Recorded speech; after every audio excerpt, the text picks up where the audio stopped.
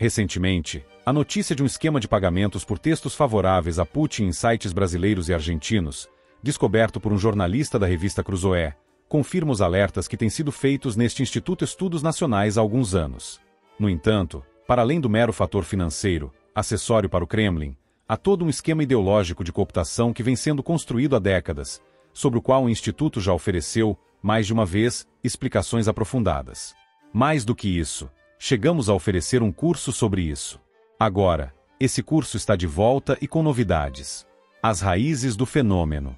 A direita mundial acostumou-se a criticar e combater o globalismo, ideologia que nasceu da combinação do marxismo, da psicanálise e dos estudos culturais ao longo do século XX, como forma de corroer as bases espirituais do Ocidente para a implantação de suas utopias revolucionárias.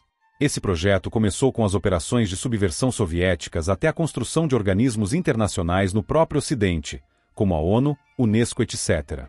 Seus produtos, oriundos dessa expansão do marxismo soviético adaptado aos países democráticos, foram o ambientalismo, o identitarismo, cultura woke, a teologia da libertação, o movimento New Age, etc.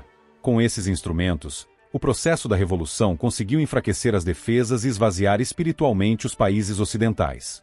Agora, a Rússia pode oferecer a solução para o problema que criou. As camadas do problema. A ideologia eurasiana da Rússia faz parte de uma nova grande síntese proposta principalmente pelo ideólogo Alexander Dugin, baseado nas ideias políticas de Martin Heidegger e de todo um amálgama espiritualista subterrâneo desenvolvido na Europa ao longo do século XX. Este movimento tem seduzido grande parte de conservadores, cristãos de maneira geral, e até católico-tradicionalistas.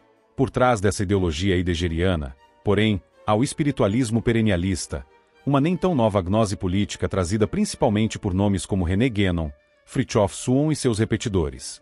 Portanto, por baixo da síntese política revolucionária está uma síntese espiritualista, que tem como base a crença na existência de uma tradição primordial, da qual todas as grandes tradições religiosas seriam devedoras e seriam versões imperfeitas. Isso leva a um novo indiferentismo religioso, não mais no sentido de uma crença relativista moral, como vimos no século XX, mas um relativismo religioso a partir do qual a solução para o mundo estaria em qualquer religião, desde que seja tradicional. Isso explica o fenômeno de uma aproximação entre movimentos de direita e o Islã, na Europa. Necessidade urgente. Compreender com profundidade essa nova síntese é necessário não apenas para entender o que se passa no mundo, mas para não cometer os erros das atuais análises geopolíticas que se baseiam unicamente nas notícias diárias. Os grupos e movimentos que possuem grandes debates internos e discussões intelectuais aprofundadas e por longo espaço de tempo, serão sempre aqueles que darão as cartas, e ao final, terão a explicação decisiva dos fenômenos globais, ainda que essas explicações tenham apenas a função de fazer avançar suas agendas.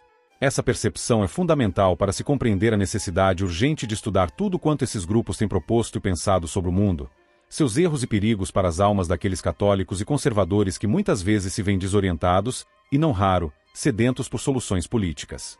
Estes são o público-alvo ideal da revolução e de suas ilusões. Em uma palavra dita em um dos encontros evolianos, no Brasil, Alexander Dugin deixou escapar a verdadeira natureza do seu projeto russo ao fazer um chamado: todos os que estão revoltados contra alguma coisa estão do nosso lado. Em outras palavras, a assinatura do movimento russo atual é a ampliação de uma rebelião metafísica de grandes proporções. O curso Raízes Espirituais do Globalismo e Eurasianismo volta para esclarecer mais sobre esse movimento, apontando principalmente a perfeita confluência e identidade entre essas duas faces da mesma moeda revolucionária e como elas atuam em grande colaboração.